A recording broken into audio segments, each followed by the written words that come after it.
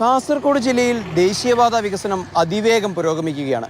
പക്ഷേ ഇവിടെയുള്ള ജനങ്ങൾക്ക് പ്രാഥമികമായി ലഭിക്കേണ്ട ആശ്രയമില്ലേ? കാഞ്ഞങ്ങാട് ചെമ്മട്ടംവയൽ തൈൽവീട് റോഡിൽ താമസിക്കുന്ന ജനങ്ങൾ അനുഭവിക്കുന്ന ദുരന്തം നമ്മളൊന്ന് നേരിട്ട് കാണേണ്ടത് തന്നെയാണ്. 10 ദിവസം മുൻപ് അനുബന്ധ റോഡ് നിർമ്മാണത്തിന് മുന്നോടിയായി റോഡ് അടച്ചു. റോഡ് ദേശീയപാതയോട് ചേരുന്നിടത്ത് ഒരു മൺകൂനയുണ്ടായതോടെയാണ് പ്രശ്നങ്ങൾ ഗുരുതരമാകുന്നത്.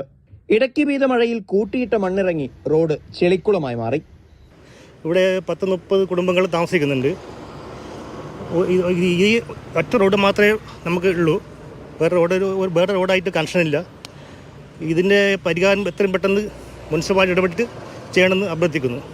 തൊട്ടു മുൻപിലേക്കുള്ള ജില്ലാ ആശുപത്രിയിലേക്ക് നടന്നു പോകാൻ പ്രായമായവർ പോലും സർക്കസ് പഠിക്കേണ്ട സ്ഥിതിയാണ്.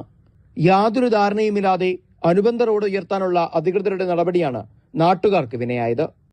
ആശുപത്രിയിൽ നിന്നും പോകാൻ പറ്റുന്നില്ല. പെട്ടെന്ന് കഴിയാതായാലും വളരെയധികം വിഷമത്തിലാണ് ഇപ്പോഴും കാണുന്നത്. നമുക്ക് ഈ ഒരു റോഡേ നമുക്ക് നമ്മുടെ വീട്ടിലേക്ക് പോകാൻ പറ്റുന്നില്ല. വേറെ റോഡില്ല, വഴിയില്ല. KCB സ്ഥാപിച്ച സ്റ്റേ വയറിൽ പിടിച്ചാണ് പലരും കയറുന്നതും ഇറങ്ങുന്നതും. ഒരു വിധത്തിൽ ഇത് അപകടത്തെ വിളിച്ചു വരുത്തലാണ്. രാത്രിയിൽ തെളിയാത്ത തെരുവിളക്ക് യാത്രാ ദുരിതത്തിനൊപ്പമുള്ള ബോണസാണ്. അംഗനവാടിയും 30 വീടുകളും അടങ്ങുന്ന ഈ പ്രദേശത്തേക്കുള്ള ഏക വഴി അടഞ്ഞതോടെ സ്ത്രീകളും കുട്ടികളും പ്രതിസന്ധിയിലായി. അംഗൻവാടിയിൽ പോകുന്ന കുട്ടികളുണ്ട്, സ്കൂളിൽ പോകുന്ന കുട്ടികളുണ്ട്.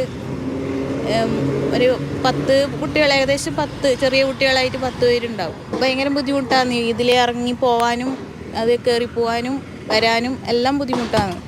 ദേശീയപാതയോരത്ത് ഓവുചാൽ കൂടി നിർമ്മിച്ചു കഴിഞ്ഞാൽ നാട്ടുകാർ പൂർണ്ണമായും ഒറ്റപ്പെടും. നാട്ടുകാരോട് മറുപടി പറയാൻ കഴിയാതെ ഇരുട്ടിൽ തപ്പുകയാണ് ജനപ്രതിനിധികൾ. അപ്പോൾ ഇതാണ് ഇവിടെയുള്ള സ്ഥിതി. ചെറുപ്പക്കാരായിട്ടുള്ള ആളുകൾ വരെ ഈ കയറ്റം കയറാൻ ഇത്രയും ബുദ്ധിമുട്ടുന്നുണ്ടെങ്കിൽ പ്രായമായവരുടെയും കുട്ടികളുടെയും അവസ്ഥ എന്താവും?